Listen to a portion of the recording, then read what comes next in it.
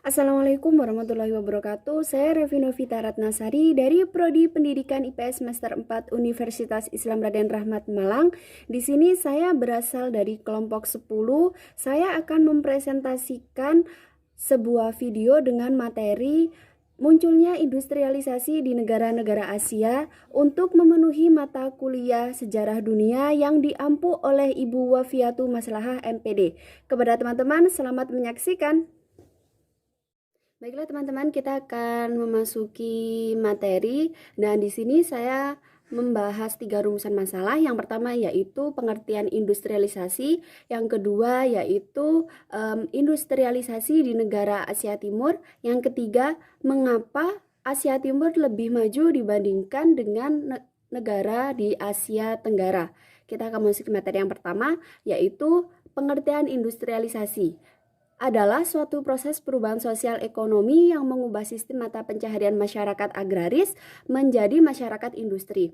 Jadi sebuah negara itu yang awalnya masyarakatnya bekerja sebagai petani, mereka berubah menjadi semisalnya bekerja di pabrik dengan gaji yang lebih tinggi. Jadi negara itu menyisir atau lahan yang dipakai untuk pertanian itu mereka gunakan untuk membuat pabrik-pabrik seperti pabrik otomotif, tekstil, atau yang lain-lain, supaya masyarakatnya itu tidak tergantung pada mata pencaharian petani. Yang kedua yaitu industrialisasi di negara Asia Timur. Ada di negara Cina, Jepang, Korea, dan Taiwan. Kita masuk ke negara Cina. Nah, reformasi yang dilakukan Cina untuk memperbaiki perekonomiannya itu ada 8. Yang pertama, melakukan penghapusan secara bertahap ketergantungan terhadap kegiatan pertanian. Yang kedua, melakukan perluasan secara bertahap terkait dengan liberalisasi harga. Yang ketiga, desentralisasi kebijakan fiskal. Yang keempat, menambahkan kebijakan otonomi terhadap perusahaan negara. Yang kelima, membentuk diversifikasi sistem perbankan. Yang keenam, mengembangkan bursa pasar. Yang ketujuh, mempercepat pertumbuhan sektor-sektor swasta. Yang kedelapan, membuka kegiatan perdagangan asing dan investasi. Jadi teman-teman, Cina dan Jepang itu memang kita sudah mengenal produk Cina itu dari dulu ya.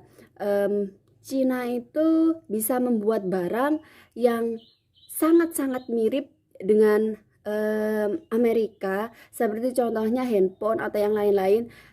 Seperti tidak ada perbedaannya. Mereka itu ahli dalam memalsukan, dan bedanya dengan Jepang itu, kalau Jepang itu seperti melihat produk orang Amerika itu dikembangkan. Namun kalau Cina ini memang terang-terangan memalsukan.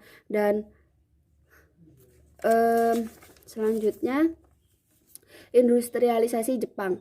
Jepang ini merupakan negara industri terbesar. Bahkan saat ini Jepang menduduki peringkat kedua setelah Amerika. Produk yang dihasilkan Jepang itu seperti tekstil, obat-obatan, otomotif, permainan. Hasil pembangunan negara Jepang ini, maksud saya hasil pembangunan negara Jepang di bidang industri ini sangat luar biasa ya, mengingat Jepang ini miskin sama dengan sumber daya mineral, sehingga sebagian besar bahan baku yang digunakan Jepang untuk memproduksi industrinya tadi itu diimpor dari negara lain, seperti Indonesia.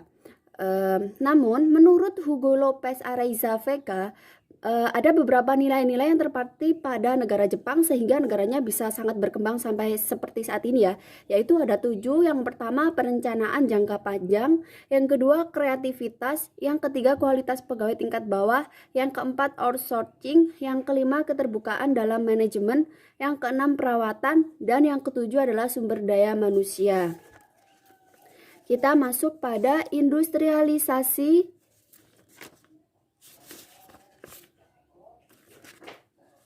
Korea. Ada 3 bentuk dari pertumbuhan industrialisasi yang akan memberikan keuntungan bagi Korea.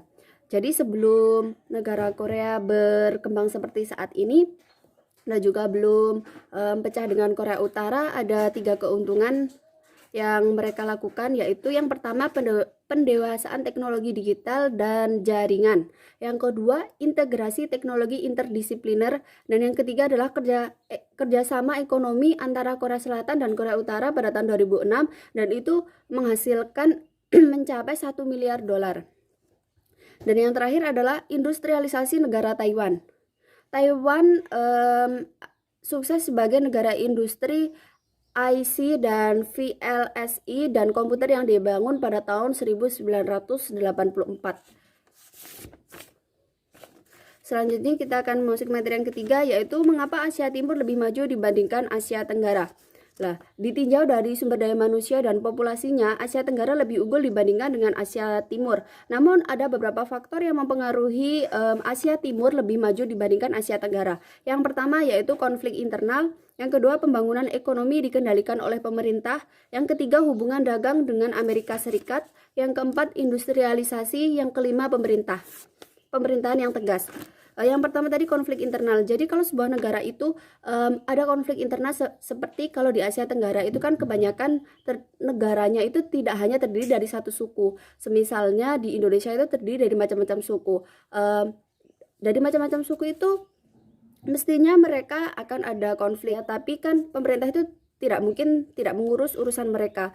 Pemerintah selalu mencari jalan tengah, dan hal tersebut bisa menghambat perekonomian dan juga industrialisasi. Beda dengan negara di Asia Timur, mereka hanya terdiri satu suku dan pemerintahannya itu bisa fokus pada perekonomiannya. Yang kedua, pembangunan ekonomi dikendalikan pemerintah, yaitu kalau di negara Asia seperti contohnya Indonesia itu perusahaan-perusahaan itu biasanya dikelola oleh konglomerat Indonesia. Kalau di negara Asia Timur tidak, mereka itu lebih didominasi dengan perusahaan swasta yang dimiliki oleh negara. Yang ketiga, hubungan dagang dengan Amerika Serikat. Secara otomatis kalau Asia Timur itu bekerja sama dengan Amerika Serikat mestinya memberikan keuntungan yang sangat luar biasa. Dan yang keempat, industrialisasi. Nah, di bidang industrialisasi ini kenapa Asia Timur lebih maju daripada Asia Tenggara? Karena Asia Timur itu lebih dulu pindah dari masyarakat agraris menuju masyarakat industrialisasi itu pada awal pergantian abad, sedangkan masyarakat di Asia Tenggara baru bisa dihitung puluhan tahun akhir-akhir ini ya. Yang kelima, pemerintahan yang tegas. Jadi pemerintahan di negara Asia Timur itu menerapkan hukum dan peraturan yang dipatuhi dan tegas, tidak seperti di negara-negara Asia. Mungkin bisa dibilang kasus korupsinya lebih besar dibandingkan dengan Asia Timur. Baiklah, demikian yang bisa saya sampaikan. Ada kurang lebihnya saya mohon maaf. Wallahu muwaffiq ila aqwamit thoriq. Wassalamualaikum warahmatullahi wabarakatuh.